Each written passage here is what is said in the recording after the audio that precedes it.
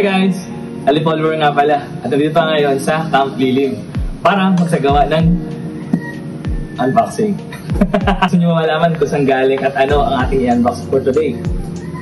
Sino makita? At ito na nga ang package na tinutukoy ko. Mula kay Wow Audio Philippines, nakatanggap tayo ng Wow Audio Vivace 10-inch all-in-one portable battery-powered speaker system. Again, maraming salamat Wow Audio for giving me a powered speaker para sa aking mga future busking or events. Napaksan natin yung package.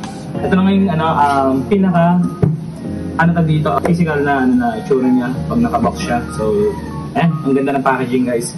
And, nabuksan na natin para makita natin yung model ng speaker. So, let's go!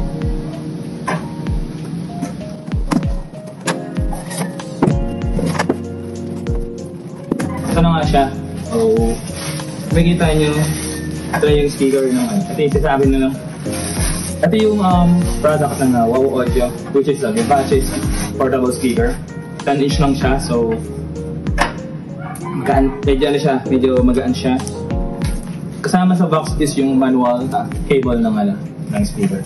Here's the Vivace 10-inch all-in-one powered speaker. Konting specs rundown lang. So, itong Vivace is meron siyang lithium, basahin ko na.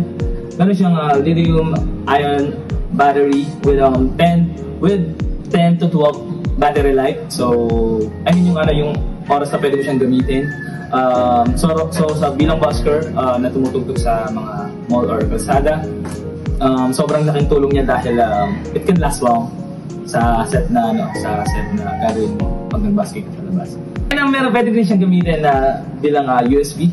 Nakikita natin dito, pakita ko sa inyo. Pwede rin siyang gamitin sa wireless, USB. Salpakan niyo ng para pwede niyo sa gamitin pang music. Ay, meron na siyang built-in effects with high and low EQ controls. Yung input niya is meron siyang one port na jack and mono para sa stereo natin input.